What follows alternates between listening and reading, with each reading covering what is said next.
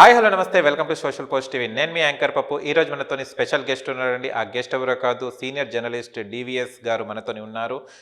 AP రాజకీయాల గురించి సార్తోని మాట్లాడి తెలుసుకోవడానికి ప్రయత్నిద్దాం. నమస్తే సార్. నమస్తే. ఎలా ఉన్నారు సార్? Fine fine.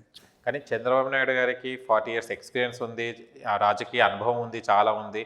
ఇలాంటి దాంట్లో పవన్ కళ్యాణ్ గారికి ఎదగనిస్తారా సార్ చంద్రబాబు నాయుడు గారు? ఎదగనిస్తారంటారా పవన్ కళ్యాణ్ గారిని రాజకీయంగా? ఎదగనివ్వట ఒకళ్ళు మనల్ని ఒకళ్ళు ఎదగనిచ్చేది ఏంటి? నిన్ను నువ్వు ఎదగాల. ఎవరు ఎవరిని ఎదగనివ్వరండి. అసలు ఒక రాజకీయంలోనే కాదు, ఏ వృత్తిలో అయినా ఎవరన్నా ఎదగనిస్తారా? స్వయం కృషితో మీరు పైకి రావాలా. అంతే తప్ప చంద్రబాబు ఎవరిని దొక్కుతాడు? ఆయనకి ఏమవసరం? ఈయన వేరే పార్టీ, ఆయనది వేరే పార్టీ. ఈ పార్టీని దొక్కితే ఆయనకేమొచ్చుద్ది? ఆయన పార్టీ ఆయన బలపరుచుకోవటం ఆయన ఎత్తుగడలు, అంతే తప్ప పక్క పార్టీని తొక్కదామన్న ఆరాటంలోకి వెళ్తేనే దెబ్బతింటారన్నమాట. ఇప్పుడు జగన్మోహన్ రెడ్డిని ఎవరన్నా తొక్కారా? ఓకే, తొక్కితే ఇంకా పైకి లెగుస్తారు.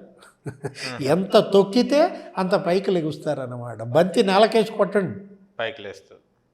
ఇవాళ పవన్ కళ్యాణ్ బంతిలాగా మారాలన్నమాట. ఆయన ఎవరు తొక్కరు. చంద్రబాబు ఆయన ఎందుకు తొక్కుతాడు?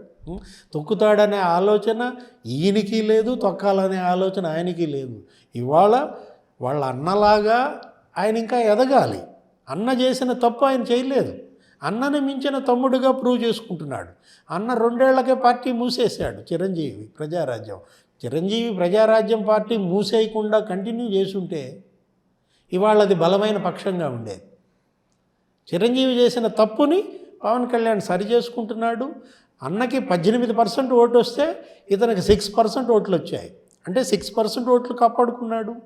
దాన్ని ముందు అతని టార్గెట్ 18%కి చేర్చమనండి. ఏంటి, వాళ్ళ అన్న ఎన్ని ఓట్లు అయితే తెచ్చుకున్నాడో ముందు ఆ ఓట్లకు రీచ్ అవ్వాలి రేపటి ఎన్నికల్లో. తర్వాత 40% ఓటుకి అతను ఎదగాలి. ఎదిగే వ్యక్తిగానే పవన్ కళ్యాణ్ మనం చూద్దాం. అంతే తప్ప పూర్తిగా ఎదిగిన వ్యక్తిగానో లేదు ఒకళ్ళు తొక్కితే అరిగిపోయే వ్యక్తిగానో మనం చూడకూడదు అన్నమాట. అతను ఒక శక్తి. ఆ శక్తి మహాశక్తి కావాలి.